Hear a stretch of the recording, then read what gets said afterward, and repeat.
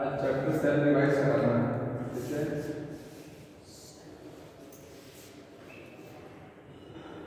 कोई चीज़ जो समझ में नहीं आई तो उसको बताइए, उसको मैं आपको समझा देता हूँ पूरा होल चैप्टर में, कोई भी समस्या हो तो, ठीक है।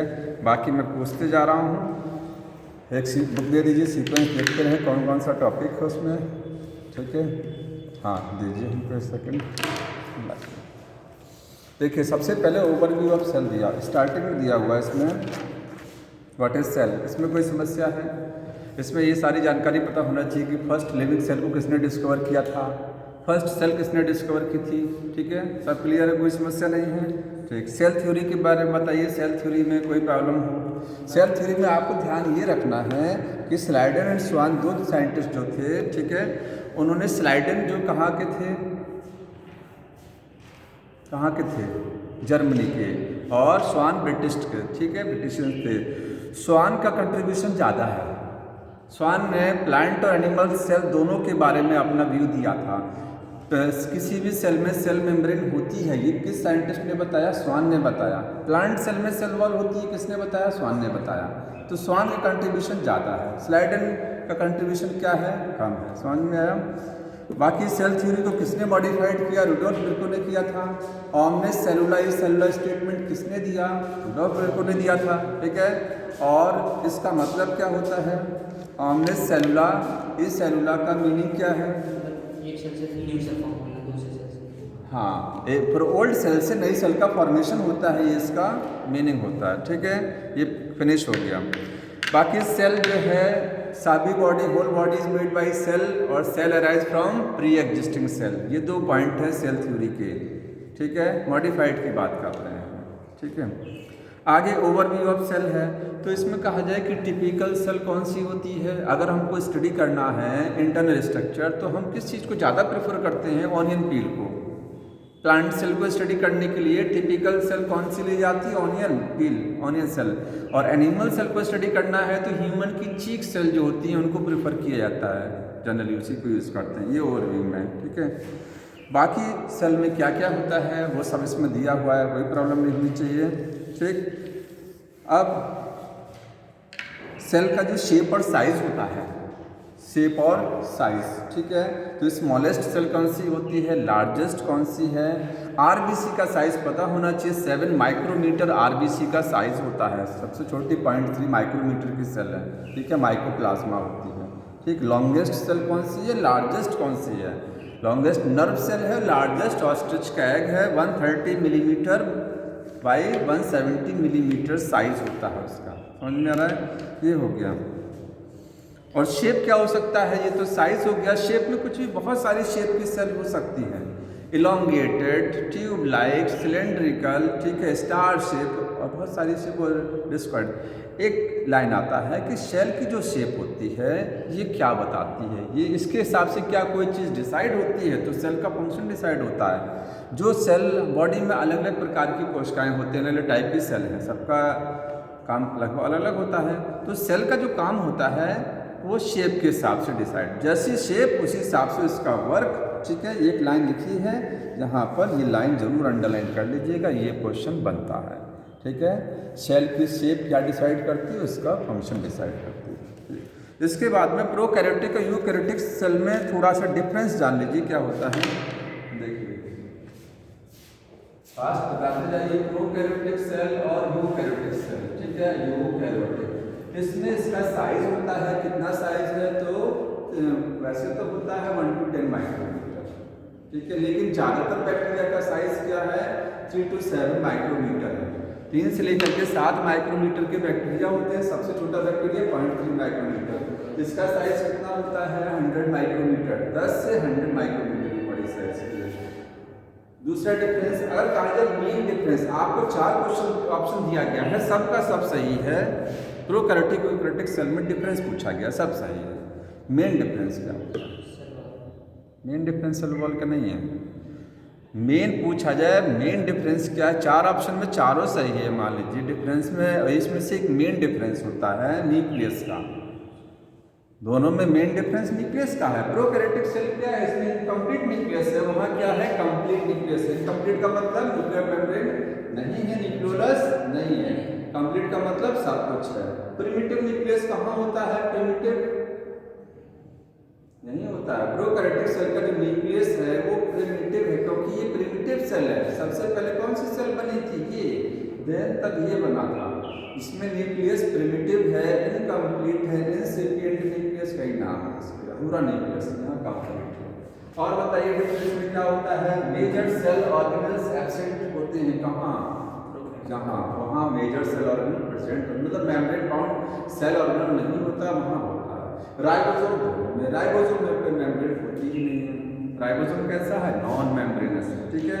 दोनों के राइबोसोम में क्या डिफरेंस है? 70S होता है, यहाँ क्या होता है? 80S। अब ये इसके बारे में आगे राइबोसोम में थोड़ा सा स्टडी कर लेंगे, ठीक है। और क्या डिफरेंस है? इसमें सेल माइटोसिस मियोसिस नहीं होती है। प्रोकैरियोटिक सेल में सिंपल डिवीजन होता है, बाइनरी डिवीजन, ये माइटोसिस भी कहते हैं उसको, ठीक है। बैक्टीरिया में ब्लू-ग्रीन एल्गी, ये तो प्रोकैरियोटिक है, बाकी इसमें माइटोसिस होगा और मियोसिस होगा। और क्या डिफरेंस होता है? और बताइए प्रोकैरियोटिक में यूकैरियोटिक में डिफरेंस। बाकी पढ़ेंगे ट्रांसक्रिप्शन ट्रांसलेशन, जो मॉलिक्यूलर वाला चैप्टर था उसमें पढ़े होंगे, इसमें साथ साथ होता है साइमल्टेनियसली, यहाँ सक्सेसिवली होता है, एक के बाद एक होता है, ठीक है। और कोई डिफरेंस? डीएनए सर्कुलर होता है प्रोकैरियोटिक सेल का, उसका डीएनए लीनियर है, लंबा डीएनए है, इसका छोटा डीएनए है, सर्कुलर है। इसमें हिस्टोन प्रोटीन होती है कि नहीं होती है? नहीं होती है, नॉन हिस्टोन प्रोटीन होती है। हिस्टोन वहाँ देखने को मिलेगी डीएनए में, समझ में आ रहा है? बाकी रेस्पिरेशन कैसे होगा प्रोकैरियोटिक सेल में? रेस्पिरेशन कैसे होता है? माइटोकॉन्ड्रिया तो होता नहीं है, मीजोसोम्स की मदद से। कैसे होता है? मीजोसोम्स। फोटोसिंथेसिस कैसे होती है? ब्लू-ग्रीन एल्गी फोटोसिंथेसिस करती है ना, कैसे करती है? क्लोरोप्लास्ट होता नहीं है इसमें, तब क्रोमैटोफोर एक स्ट्रक्चर होती है, क्रोमैटोफोर। क्रोमैटोफोर किसका मॉडिफिकेशन? सेल मेम्ब्रेन का मॉडिफिकेशन है, उसमें पिगमेंट्स होते हैं, ठीक है। ये कुछ डिफरेंस होगी दोनों में।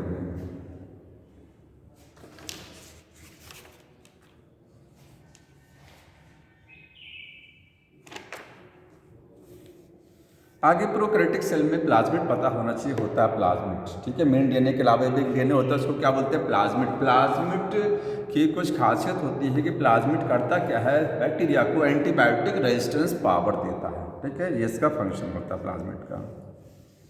अब आ जाते हैं सेल इनवेलप और उसका मॉडिफिकेशन, ये वाला टॉपिक देखिए, सेल इनवेलप और उसका मॉडिफिकेशन। सेल इनवेलप क्या होता है? सेल में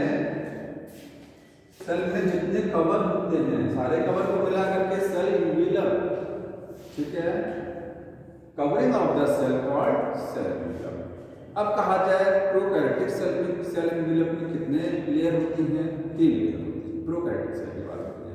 या इसमें आप कह सकते हैं प्लांट सेल में भी, प्लांट सेल में 3 प्रोकैरियोटिक सेल बुक में डिस्कस किया है, लिखा है प्रोकैरियोटिक सेल के सेल इनवेलप में कितनी लेयर? 3 लेयर। सबसे अंदर की लेयर सेल मेम्ब्रेन, बीच वाली लेयर सेल वॉल, सबसे बाहर ग्लाइकोकैलिक्स, 3 लेयर होती है, ठीक। तीनों का काम समझाया है कि ग्लाइकोकैलिक्स किस चीज का बना होता है? ग्लाइकोकैलिक्स जो है, आगे के पैराग्राफ में उसने बताया कि ग्लाइकोकैलिक्स की जो लेयर है ये टफ भी हो सकती है, लूज भी हो सकती है। अगर ये लूज है तो इसको क्या बोलते हैं? Slime layer. अगर ये लेयर टफ है तो इसको बोलते हैं कैप्सूल। ये किस चीज का बना होता है? ये प्रोटीन का बना होता है, प्रोटीन प्लस कार्बोहाइड्रेट का बना होता है ग्लाइकोकैलिक्स, ठीक है।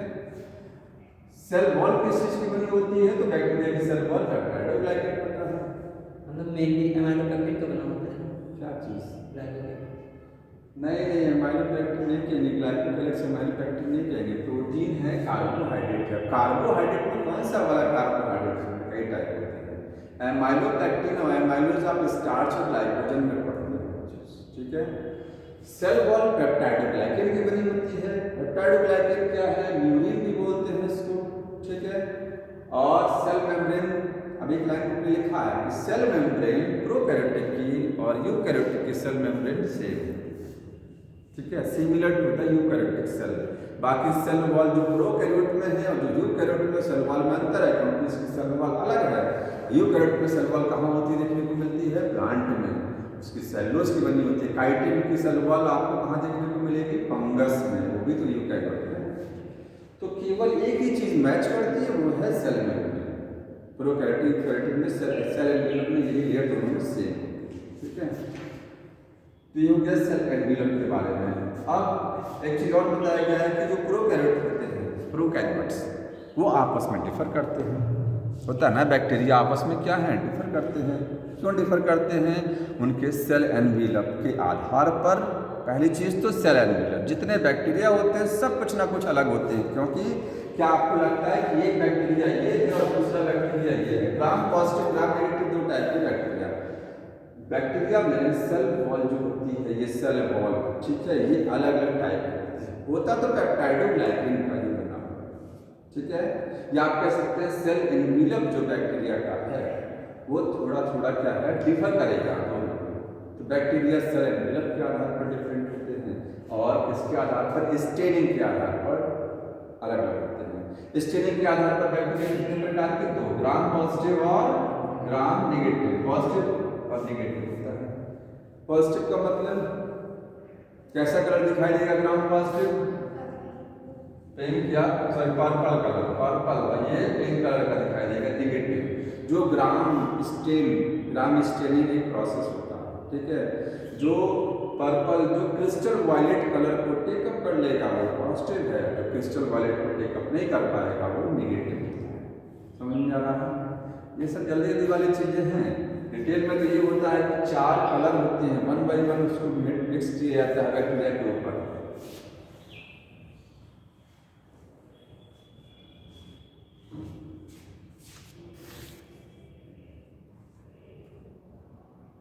अब इसके बाद में मीजोजोम्स समझाया गया कि बैक्टीरिया में एक चीज़ और होती है कि वो क्या होता है, मीजोजोम्स।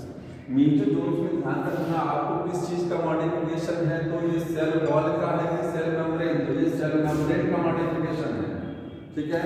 सेल मेम्ब्रेन, बैक्टीरिया की सेल मेम्ब्रेन का मॉडिफिकेशन क्या काम होता है, कैसे शेप के होते हैं? 3 शेप के। ये ट्यूब लाइक हो सकते हैं, हो सकते हैं, ठीक है, ये ट्यूब लाइक हो सकते हैं। दूसरा लेबुलर का मतलब डिस्क शेप हो सकते हैं। और एक शेप और लिखी गई है इसकी, ये वेजाइकल्स की फॉर्म में हो सकते हैं, बैग लाइक, झोले के अनुमा भी हो सकते हैं। 3 शेप में होते हैं। कैसे बनता है मीजोजोम? देखिए, ये बैक्टीरिया है, बैक्टीरिया में बाहर सेल वॉल, अंदर क्या सेल मेम्ब्रेन, ये देखिए, ये बन गया मीजोजोम, बन गया। ये वेजाइकल शेप है, ये क्या है, ट्यूब शेप हो गया, और ये क्या है, लेबुलर शेप हो गया, बन गया। क्या काम होता है इनका? मेन काम है रेस्पिरेशन कराना।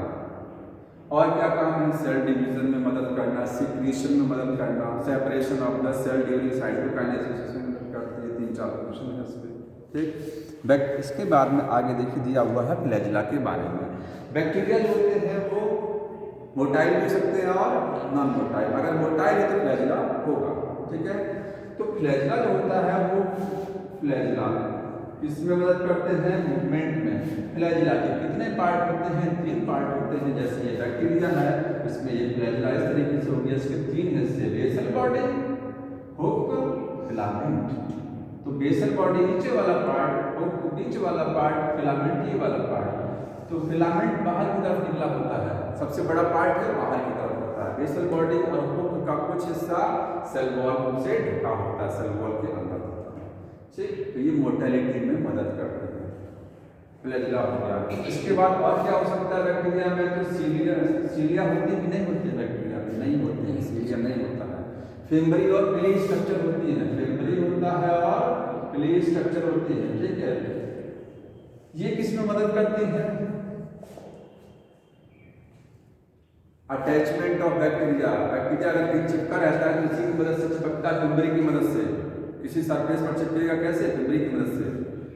पिली क्या करते हैं? ये भी अटैचमेंट में मदद करते हैं, लेकिन इनका स्पेशल काम होता है सेक्सुअल रिप्रोडक्शन, कॉन्जुगेशन में मदद करना, सेक्स पिली बोलते हैं, ठीक।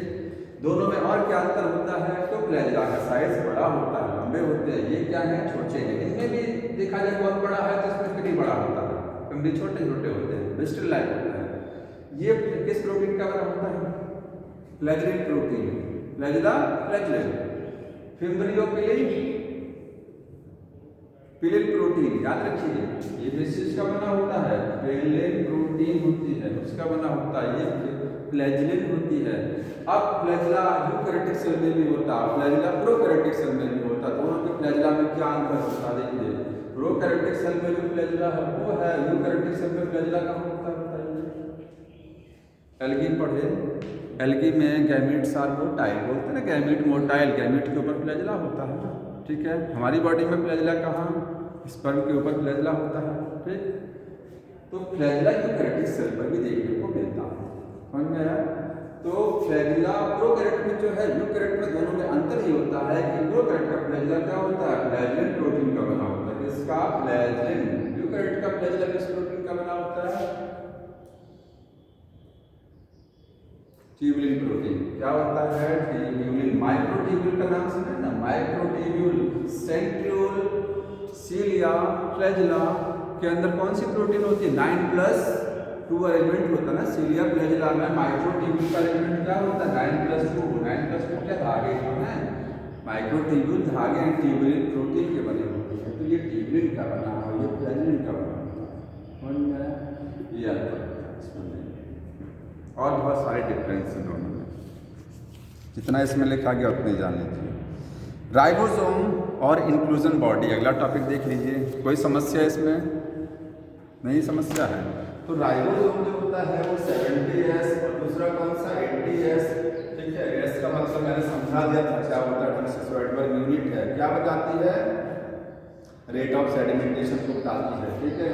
70S के कितने पार्ट, 40 और 30 और 50, 30 और 50S के कितने पार्ट, 60 और 40। बताइए 30S जो है 30 वाला, ये किसका, या राइबोसोम बनता किस चीज का है, क्या क्या होता है राइबोसोम में, आरएनए प्लस प्रोटीन होती है, डीएनए प्लस प्रोटीन, केवल प्रोटीन, बताइए। आरएनए प्लस प्रोटीन का बना होता है, कौन सा आरएनए होता है, आरआरएनए, राइबोसोमल आरएनए होता है, ठीक है। तो इसमें कौन सा आरएनए होगा, 30S जो यूनिट है इसमें कौन सा होगा, 16S आरएनए, ठीक है, 16S। इसमें छोटी वाली यूनिट कौन सी है, 40S, इसमें 18S आरआरएनए, यहाँ ज्यादा होगा, 2 बढ़ के आता है, ऐसे याद रखा जाता है। अगर भूलेंगे तो ये छोटी वाली यूनिट में 16 याद रखेंगे, तो इसमें 2 प्लस कर देंगे, छोटी वाले में 18S हो जाएगा, ठीक है। आरआरएनए होता है, प्रोटीन भी होगा लेकिन आरआरएनए में डिफरेंस है दोनों में। 50 छोटा वाला यूनिट, इसमें 23S आरआरएनए, इसमें बताइए इसमें क्या होगा, 23 के साथ साथ 5S भी होता है, 23 और 5, यहाँ होता है 28S, 5S, 5.8S आरआरएनए होता है। तो ये ध्यान रखना है कि 70S और 80S में एक आरआरएनए कॉमन होता है, तो कौन सा वाला, दोनों में कॉमन है, कौन सा वाला कॉमन है, 5S दोनों में कॉमन है, ठीक है। यहाँ पर भी 5, बाकी सब डिफर है, 5S दोनों में, प्रोकैरियोटिक यूकैरियोटिक में आरआरएनए कॉमन होता है, ठीक। ये चीज ध्यान रखनी है। राइबोसोम ये हो गया, राइबोसोम का काम क्या होता है, तो काम बोलेंगे राइबोसोम का प्रोटीन बनाना। कहाँ कहाँ सेल में राइबोसोम होते हैं, यूकैरियोटिक सेल में भी होता है और प्रोकैरियोटिक में भी होते हैं। प्रोकैरियोटिक में सेल के साइटोप्लाज्म में होते हैं, यूकैरियोटिक में बहुत सारे जगहों पर राइबोसोम देखने को मिलेंगे। कहाँ कहाँ बताइए, न्यूक्लियस है ना, न्यूक्लियर मेम्ब्रेन होती है ना, ये बाहर न्यूक्लियर मेम्ब्रेन के बाहर की साइड में राइबोसोम होते हैं, ठीक। इसके बाद रफ एंडोप्लाज्मिक रेटिकुलम की सरफेस पर राइबोसोम, दूसरी लोकेशन। तीसरा सेल के साइटोप्लाज्म में राइबोसोम सबसे ज्यादा ये, और इसके बाद एक जगह राइबोसोम और होता है, वो माइटोकॉन्ड्रिया और क्लोरोप्लास्ट के अंदर होता है ना। माइटोकॉन्ड्रिया के अंदर खुद का राइबोसोम, क्लोरोप्लास्ट के अंदर अपना राइबोसोम। ये कौन सा राइबोसोम होता है, 70 के 80 वाला, 70 होता है।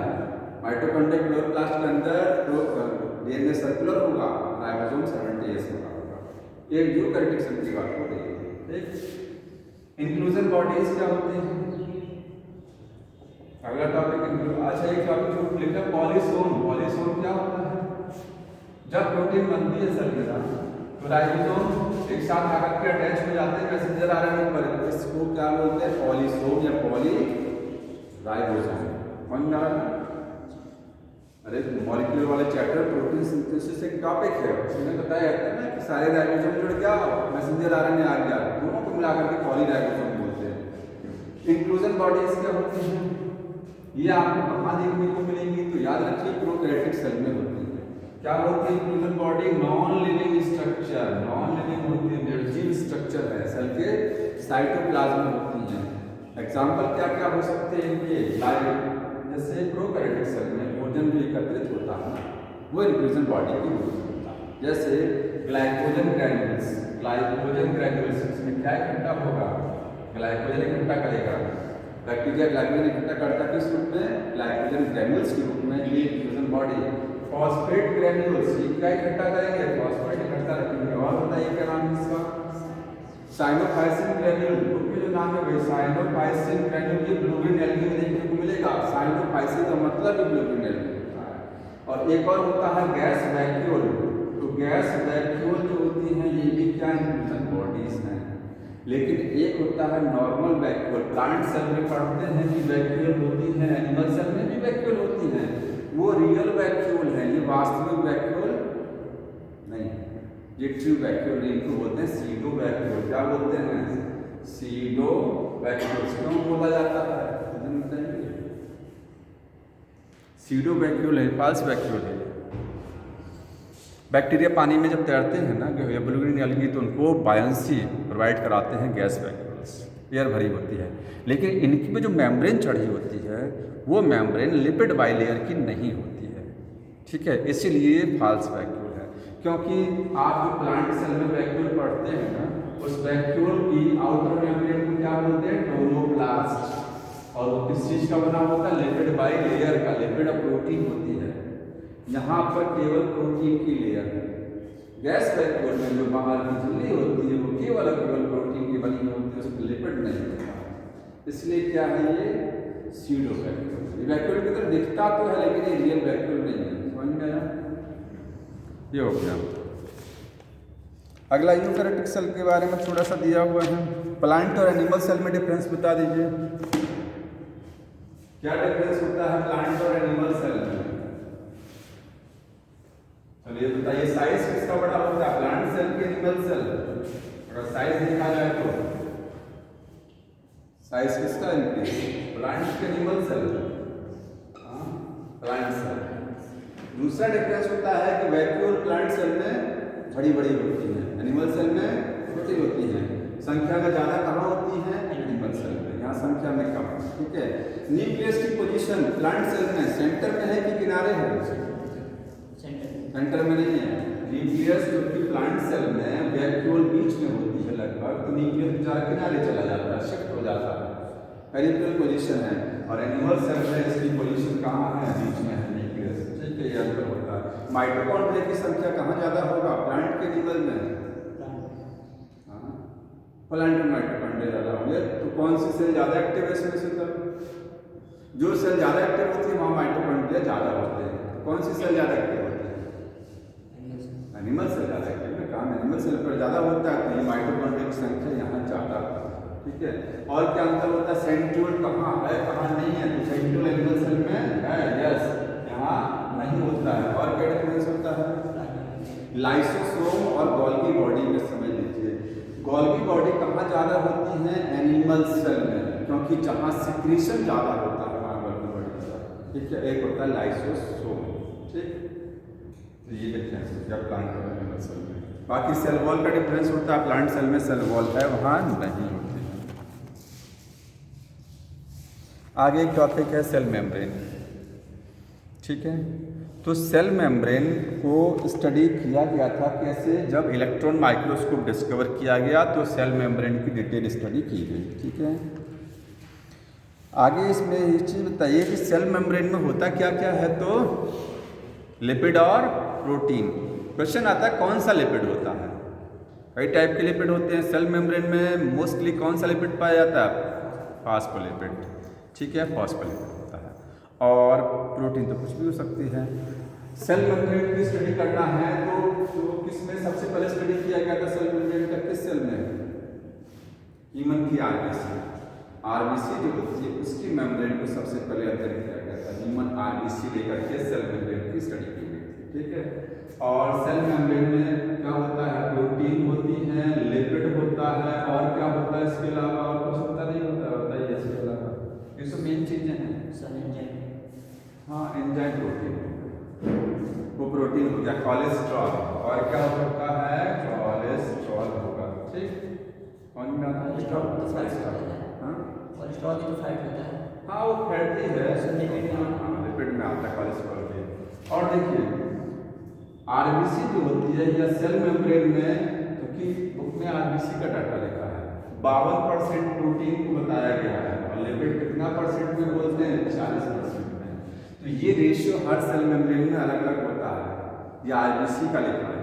ठीक है, ऐसा नहीं कि सभी सेल मेम्ब्रेन में ये प्रोटीन और लिपिड का रेशियो ये 52 और 40 का नहीं, लेकिन इसमें ध्यान रखना अपना परसेंटेज में।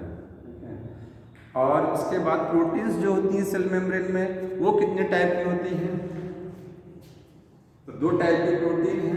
एक प्रोटीन कौन सी वाली होती है, ये देखिए इस तरीके से डायग्राम बनता है ना, ये ऐसे तो है सेल मेम्ब्रेन, ये प्रोटीन, ये प्रोटीन, ये। ठीक है, कुछ प्रोटीन सरफेस पर होती हैं, बाहर की साइड में लिपिड बाइलेयर के, उनको क्या बोलते हैं, पेरिफेरल प्रोटीन।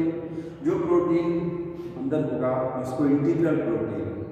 अब वो इंटीग्रल वाली पूरी जो है अंदर बरीड हो सकती है, धसी हो सकती है, या पार्शली बरीड हो सकती है। बरीड का मतलब समझ रहे हैं, उसमें पूरी तरीके से धसा हो सकता है या आधा धसा हो सकता है, तो वो सब इंटीग्रल में आता है। लेकिन जो प्रोटीन सरफेस पर लगी हुई है वो एक्सटेंसिव है या पेरिफेरल। ठीक, प्रोटीन का काम क्या होता है, क्या काम करते हैं प्रोटीन, एनर्जी प्रोवाइड नहीं करते प्रोटीन, बताइए। सेल मेम्ब्रेन में प्रोटीन का काम। अच्छा लिपिड के बारे में थोड़ा सा जान लीजिए, बता रहे हैं। लिपिड जो होता है उसके कितने पार्ट, 2, ये हेड हो गया और ये टेल। हाइड्रोफोबिक कौन सा है इसमें से, हेड। टेल हाइड्रोफोबिक है, हेड हाइड्रोफिलिक है। हेड वाटर को अट्रैक्ट करेगा, टेल वाटर को रिपेल करेगी। इसलिए सेल मेम्ब्रेन में टेल अंदर होती है, हेड बाहर साइड में होते हैं। अंदर से हाइड्रोफोबिक क्यों होती है, क्योंकि टेल अंदर ही। ठीक है, तो हाइड्रोफोबिक या हाइड्रोफिलिक ये होता है। जो लिपिड होता है ये क्या करता है, सेल मेम्ब्रेन को फ्लूइडिटी कौन देता है, फ्लूइडिटी प्रोटीन देती है कि लिपिड देता है, लिपिड देता है। लिपिड की वजह से मेम्ब्रेन फ्लूइड नेचर की होती है, और पूरा फ्लूइड नहीं होता है। एक लाइन लिखा गया, cell membrane is quasi fluid in nature. बताइए इसका मतलब क्या है, cell membrane is quasi fluid in nature, लिखा है क्वासी फ्लूइड का मतलब सेमी फ्लूइड, जेल। ठीक है, पूरा फ्लूइड नहीं है, ऐसा नहीं होता है बाल में लगाने वाला जेल, उसी तरीके से सेल मेम्ब्रेन जेल नेचर की है। अगर वो पूरा फ्लूइड होता तो बह जाती पानी की तरीके से। एक फ्लूइड होता है ना कि जो वाटर है फ्लूइड है, तो पूरा फ्लूइड नहीं है, सेमी फ्लूइड है, जेल लाइक है सेल मेम्ब्रेन। समझ में आया? तो इसको जेल लाइक कौन बनाता है, ये लिपिड जो होता है ये सेल मेम्ब्रेन को फ्लूइडिटी देता है। सेल मेम्ब्रेन बहुत हार्ड भी नहीं है, बहुत लिक्विड नेचर की भी नहीं कि बह जाए, थोड़ा सा जेल लाइक होती है। ठीक, तो क्वासी फ्लूइड जो नेचर होती है मतलब सेमी सॉलिड, जिसको आप कह सकते हैं, क्या बोल सकते हैं, सेमी सॉलिड है। वो किस वजह से है, वो लिपिड की वजह से। अगर लिपिड नहीं होता तो सेल मेम्ब्रेन फ्लूइड नेचर की नहीं होती। ठीक है, लिपिड एक काम और करते हैं कि सेल मेम्ब्रेन में जो प्रोटीन होता है उनका लेटरल मूवमेंट कौन कराता है, लिपिड कराता है। ठीक है, और प्रोटीन फिक्स नहीं होता है। जैसे बर्फ, पानी के गिलास में बर्फ का टुकड़ा डाल दीजिए और वो आइस बर्फ क्या फ्लोट करता रहता है, इधर से उधर घूमेगा। उसी तरीके से सेल मेम्ब्रेन को आप में जो लिपिड है वो लिपिड समझिए वाटर है, और प्रोटीन क्या है, आइसबर्ग समझिए, ऐसे up and down lateral move करते रहते हैं। तो प्रोटीन का जो लेटरल मूवमेंट होता है वो लिपिड नेचर की, लिपिड की वजह से। सेल मेम्ब्रेन के फ्लूइड होने के बेनिफिट क्या क्या होते हैं, सेल मेम्ब्रेन कैसी होती है, फ्लूइड नेचर की, उसका कुछ फ़ायदा है। तो फ़ायदा ये है कि सेल में ग्रोथ होती है, सेल साइज में बढ़ गया। अगर सेल सोचिए हार्ड होती, फ्लूइड नेचर की नहीं होती तो कैसे ग्रोथ होता। तो सेल में ग्रोथ फ्लूइड नेचर की वजह से हो रही है। और क्या हो रहा है फ्लूइड से, एंडोसाइटोसिस। अब लिखा हुआ देखिए, एंडोसाइटोसिस का मतलब सेल से कोई चीज़ बाहर निकलना, एंडोसाइटोसिस का मतलब सेल में कोई चीज़ इंटर करना। अगर ये चीज़ है, ये देखिए, मान लीजिए ये है सेल और ये बाहर कोई फ्लूइड है, यानी ये इस तरीके का स्ट्रक्चर बनता है, अमीबा फ्लूइड को लेता है ना, सीडोपोडिया का फॉर्मेशन किसकी वजह से होता है? ब्लड नेचर की वजह से। सेल मेम्ब्रेनोसाइटोसिस हो रही है तो सेल अंदर की तरफ मूव कर रही है, सेल वॉल ना, सेल मेम्ब्रेन अंदर की तरफ जा रहा है, इसका मतलब ब्लड नेचर है, तभी तो अंदर मूव कर रहा है। तो ये इसका फंक्शन है।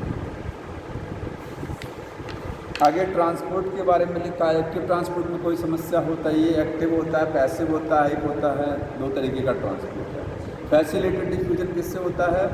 प्रोटीन से होता है। फैसिलिटेड किससे होता है? प्रोटीन से। ठीक है। सोडियम पोटेशियम पंप जो है वो एक्टिव ट्रांसपोर्ट का एग्जाम्पल है। एनर्जी यूज़ होती है। और अप हिल ट्रांसपोर्ट एक होता है डाउन हिल ट्रांसपोर्ट। ठीक है। लो टू हाई कंसनट्रेशन और high to low concentration.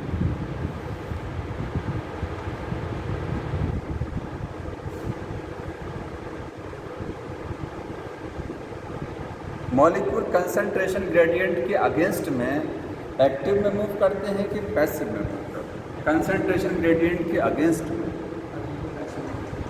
Concentration gradient के अगेंस्ट में एक्टिव में मूव करते हैं कि पैसिव ट्रांसपोर्ट में? एक्टिव में होता है। अगेंस्ट समझ रहे हैं ना? कंसंट्रेशन ग्रेडियंट का मतलब जैसे मान लीजिए ये एक लाइन है, यहाँ 5 मॉलिक्यूल है, यहाँ 2 हैं। कंसंट्रेशन मॉलिक्यूल यहाँ ज़्यादा, यहाँ कम है। ग्रेडियंट की डायरेक्शन आप फिगर ये ए मीडियम, ये बी मीडियम, बी डी है। ए से बी की तरफ जो है डायरेक्शन है ग्रेडियंट की, है ना? ये अगर मॉलिक्यूल यहाँ से हाई से लो की तरफ जा रहा है, इसका मतलब ग्रेडियंट की डायरेक्शन में जा रहा है। जिधर ग्रेडियंट बना अंतर यहाँ इधर बना, और अगर मॉलिक्यूल लो से हाई जा रहा है तो वो ज़बरदस्ती जाएगा, वो एनर्जी खर्च करके जाएगा, तो ग्रेडियंट की विपरीत दिशा में जा रहा है। जिधर से धारा बह रही है उधर नहीं, सीधा साइड में जा रहा है, तो वो ग्रेडियंट की अपोजिट डायरेक्शन में होता है एक्टिव ट्रांसपोर्ट। समझ में आ रहा है?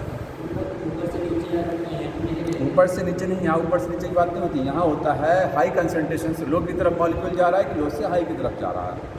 तो हाई से लो की तरफ जाता है तो कोई एनर्जी खर्च नहीं करनी, अपने आप चला जाएगा। ठीक है। तो वो होता है पैसिव ट्रांसपोर्ट होता है। अब पैसिव में 2 टाइप होते हैं, सिंपल डिफ्यूजन और फैसिलिटेड डिफ्यूजन। और अगर लो टू हाई जाता है तो कंसंट्रेशन ग्रेडियंट की विपरीत दिशा में जा रहा है। ठीक है। तो वहाँ एनर्जी खर्च करनी पड़ती है। इस बॉल को नीचे से ऊपर फेंकना है तो एनर्जी खर्च करनी पड़ेगी ना। तो उसका एग्जाम्पल सोडियम पोटेशियम पंप जो होते हैं, जब आप नर्वस सिस्टम पढ़ते हैं चैप्टर, तो उसमें बताया जाता है कि नर्व इम्पल्स का कंडक्शन कैसे होता है। तो सोडियम अंदर आया, पोटेशियम बाहर गया, होता ना ये, वो पंप प्रोटीन का नाम है। ठीक है। तो वहाँ एनर्जी खर्च होती है। सेल वॉल अगला टॉपिक। कोई समस्या है सेल वॉल में? समस्या तो कहीं नहीं रहती है क्या? अच्छा, प्राइमरी सेल वॉल और सेकेंडरी सेल वॉल, ये ध्यान रख लीजिएगा। एल्गी की जो सेल वॉल होती है वो किस चीज़ की बनी होती है? इसमें से ये क्वेश्चन ध्यान रखना आपको कि सेल वॉल 3 टाइप की होती हैं, प्राइमरी, सेकेंडरी और टर्शियरी। प्राइमरी सेल वॉल सभी प्लांट्स हर जगह मिलेगी, जहाँ जहाँ सेल वॉल है सब जगह प्राइमरी सेल वॉल होती है। सेकेंडरी सेल वॉल हर जगह नहीं होती है। अगर परमानेंट टिश्यू है तो उसमें सेकेंडरी मिलेगा। मेरिस्टेमेटिक में तो एक्स्ट्रा लेयर होता ही नहीं है, एक ही लेयर होता है सेल वॉल में, तो वहाँ सेकेंडरी नहीं है। टर्शियरी सेल वॉल आपको केवल जिम्नोस्पर्म में देखने को मिलती है। ठीक है। अब एल्गी की सेल वॉल किस चीज़ की बनी होती है? जो लाइन लिखी गई है ना, इसी को रट लीजिएगा। सेलुलोज, सेलुलोज तो सब जगह मिलेगा ना, हर प्लांट सेल में सेलुलोज है। इसके अलावा कुछ चीज़ें और है। एल्गी में सेलुलोज के अलावा क्या है?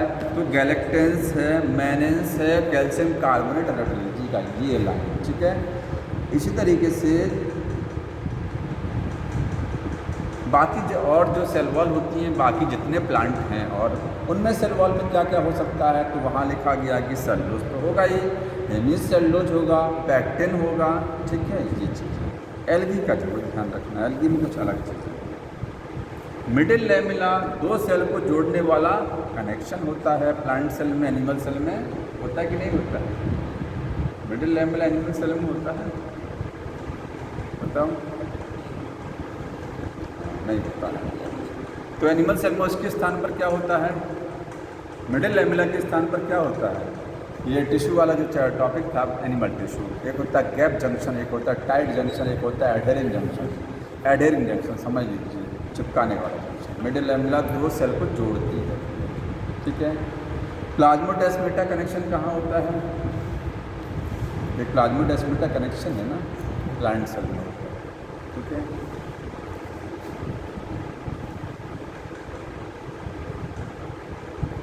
एंडोमेम्ब्रेनस सिस्टम में कोई समस्या? क्या होता है एंडोमेम्ब्रेनस सिस्टम? बताओ इसका मीनिंग क्या होता है? वैसे क्लियर नहीं है, बेस बहुत जरूरी है।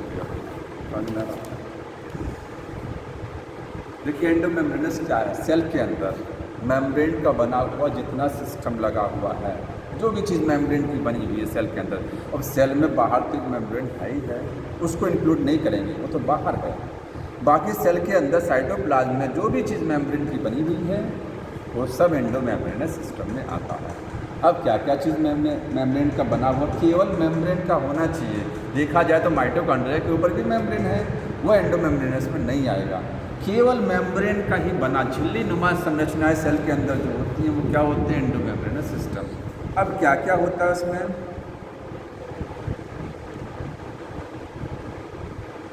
एक चीज़ और एंडोमेम्ब्रेनस सिस्टम में एक चीज़ और होती है कि सेल में ऐसी चीज़ जो मेम्ब्रेन की बनी होती है और जिनके फंक्शन क्या होते हैं? कोऑर्डिनेट होते हैं, जो आपस में मिल के काम करते हैं, ठीक है। बना होना चाहिए मेम्ब्रेन का, उसके पास मेम्ब्रेन कंपलसरी होनी चाहिए, और क्या होना चाहिए? उनका फंक्शन कोऑर्डिनेट होना चाहिए, वो मिल के काम करने चाहिए। अब सेल में कौन कौन से ऐसे कोशिकांग होते हैं जो आपस में मिल के काम करते हैं? तो देखिए एंडोप्लाज्मिक रेटिकुलम होता है, उसके साथ गोल्गी बॉडी, क्योंकि गोल्गी बॉडी तभी काम करेगा जब एंडोप्लाज्मिक रेटिकुलम काम कर रहा होता है, ठीक। तो एंडोप्लाज्मिक रेटिकुलम हो गया, गोल्गी बॉडी हो गया, राइबोसोम हो गया, लाइसोसोम हो गया, ठीक है। ये सब क्या है? ये सब मिल के काम करते हैं। और सॉरी राइबोसोम नहीं है, वैक्यूल है। लाइसोसोम और वैक्यूल 4 हैं टोटल। कैसे समझ लीजिए, ये सेल है और ये इस तरीके से सेल हो गया।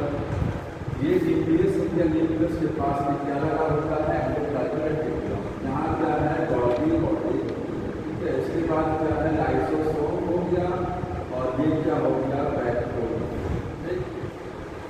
जो भी कुछ एंडोप्लाज्मिक रेटिकुलम रेडी करता है उसकी फिनिशिंग कौन करता है? गोल्गी। जो फिनिशिंग करने का काम करता है, साथ में दोनों साथ में काम कर रहे हैं। ये बनाएगा, ये इसकी फिनिशिंग करेगा, उसका मेकअप करेगा। इसके बाद लाइसोसोम और वैक्यूल बच्चा, ये कैसे एंडोमेम्ब्रेनस में आ गए? इसके पास भी मेम्ब्रेन है, इसके पास भी है, इसके पास भी है, इसके पास मेम्ब्रेन तो माइटोकॉन्ड्रिया के पास भी होती है, उसको नहीं रखा गया है गोल्गी। और क्लोरोप्लास्ट के पास भी मेम्ब्रेन है, उसको यहाँ नहीं रखते एंडोमेम्ब्रेनस में, क्योंकि वो अलग काम करता है, सेमी ऑटोनोमस, वो क्या है? अलग काम करेगा। उनका इससे लेना देना ही नहीं है, इन चारों का आपस में लेना देना है।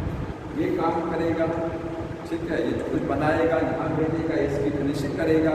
इसके बाद में लाइसोसोम को कौन बनाया? मिल के बनाएगा।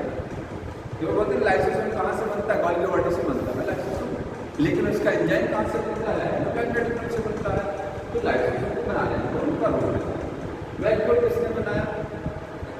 तो वैक्यूल की जो झिल्ली होती है ना, वो कौन बनाता है? जहाँ से, क्योंकि लिपिड और प्रोटीन की झिल्ली बनी होती है, वो लिपिड और प्रोटीन बनता कहाँ से? एंडोप्लाज्मिक रेटिकुलम से। मतलब vacuoles synthesized by Golgi body, Golgi body से। ये दोनों कहाँ से बने? यहाँ से बने, ठीक है। इससे चारों मिल के काम कर रहे हैं, चारों एक साथ। ये एंडोमेम्ब्रेनस सिस्टम। अब इसमें एक एक करके बताया जाता है कि एंडोप्लाज्मिक रेटिकुलम है, गोल्गी बॉडी, ये सारी चीज़ें हो गया। अब मुझको बता दी जाए कुछ चीज़ें। कितने टाइप का एंडोप्लाज्मिक रेटिकुलम? 2 टाइप का, ठीक है। एंडोप्लाज्मिक रेटिकुलम को एंडोप्लाज्मिक रेटिकुलम क्यों बोला जाता है? इसको एंडोप्लाज्मिक रेटिकुलम ही क्यों बोलते हैं? रेटिकुलम का मतलब जाल। किस चीज़ का जाल है? झिल्ली का बना हुआ, मेम्ब्रेन का।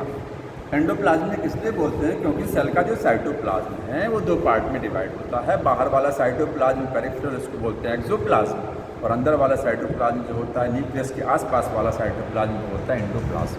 तो चूँकि एंडोप्लाज्मिक रेटिकुलम रहता कहाँ है, कहाँ मिलेगा देखने को? ये न्यूक्लियस के सराउंडिंग में मिलता है, इसलिए एंडोप्लाज्मिक रेटिकुलम, ठीक। तो 2 टाइप का है, RER और SER। एक इसमें लिखा गया है कि एंडोप्लाज्मिक रेटिकुलम सेल को दो हिस्सों में डिवाइड करता है, इंट्राल्यूमिनल कंपार्टमेंट और एक्स्ट्राल्यूमिनल। ये समझ में आ रहा है? ये नहीं समझ में आता है? देखिए जैसे ये सेल आपके पास है, सेल में साइटोप्लाज्म भरा हुआ है, उसका तरफ है। अब ये न्यूक्लियस हो गया एंडोप्लाज्मिक रेटिकुलम। अब उसने सेल के साइटोप्लाज्म को यहाँ बनाना है, ऐसे यहाँ पर होकर यहाँ दिया। इसने क्या किया, सेल के साइटोप्लाज्म को दो हिस्सों में डिवाइड कर दिया। जैसे अगर इसी कमरे में एक पाइप ला के रख दिया जाए तो इस कमरे का एरिया दो हिस्सों में डिवाइड हो जाता है। वो एरिया जो पाइप के अंदर का एरिया है और वो एरिया जो पाइप के बाहर का एरिया है। ऐसे ये क्या पाइप की हमारी संरचना है, उनकी ट्यूब लाइन होती है। तो जो साइटोप्लाज्म का एरिया अंदर बंद रहेगा और कुछ साइटोप्लाज्म का एरिया बाहर। ये इंट्राल्यूमिनल साइटोप्लाज्म है, ये एक्स्ट्राल्यूमिनल है। क्योंकि ल्यूमिन का मतलब होता है कोई चीज़ के अंदर जो स्ट्रक्चर होती है, ये है उसके अंदर जो एरिया वो इंट्राल्यूमिनल। तो साइटोप्लाज्म इसके दो हिस्से में डिवाइड कर दिया, ठीक है, वही लिखा हुआ है।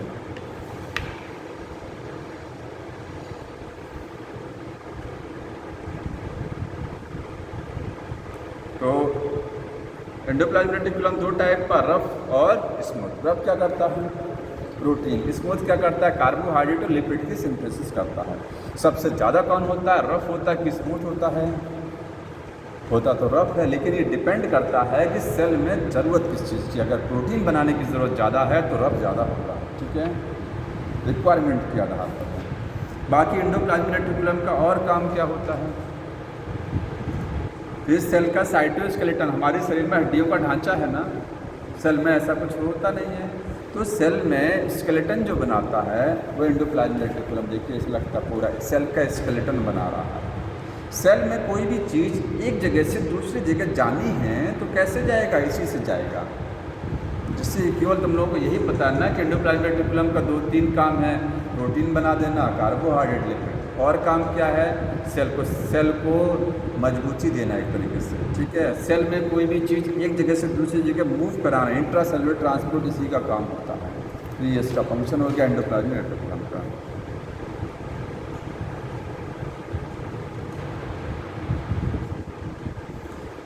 गोल्गी अपरेटस है, किसने डिस्कवर किया था Golgi body? Camillo Golgi scientist ने, ठीक है।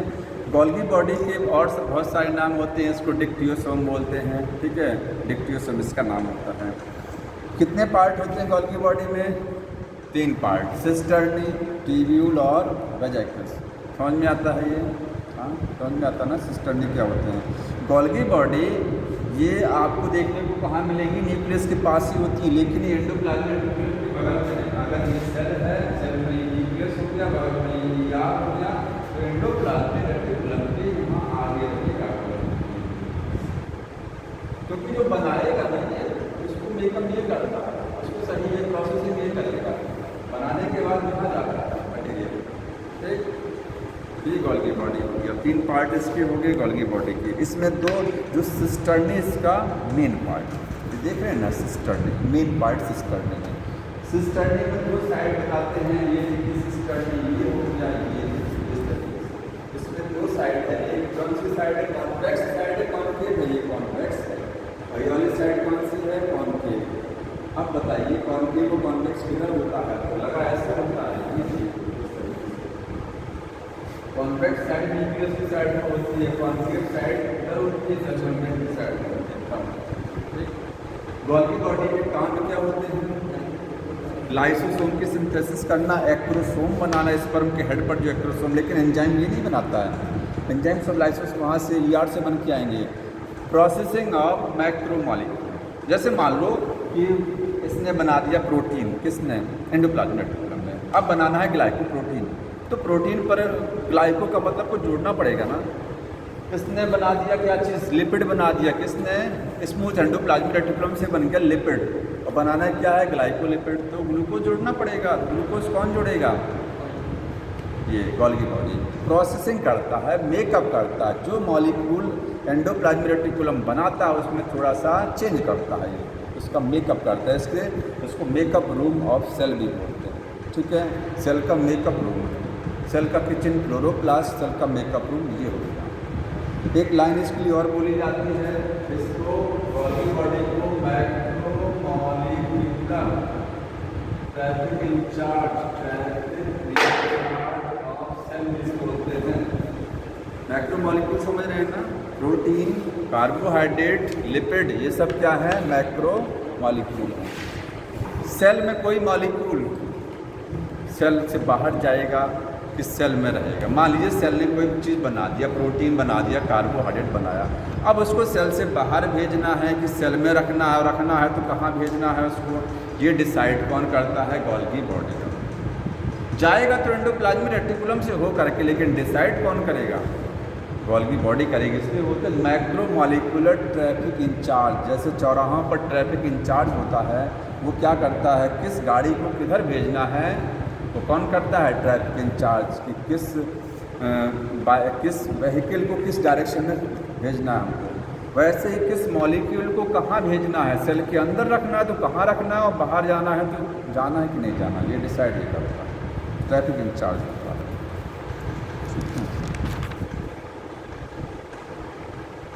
ग्लाइकोप्रोटीन और ग्लाइकोलिपिड की सिंथेसिस कौन करेगा, ये, क्योंकि प्रोटीन और लिपिड कौन बनाता है, एंडोप्लाज्मिक रेटिकुलम, उसके ऊपर ग्लूकोज जोड़ने का काम ये करेगा। ठीक है,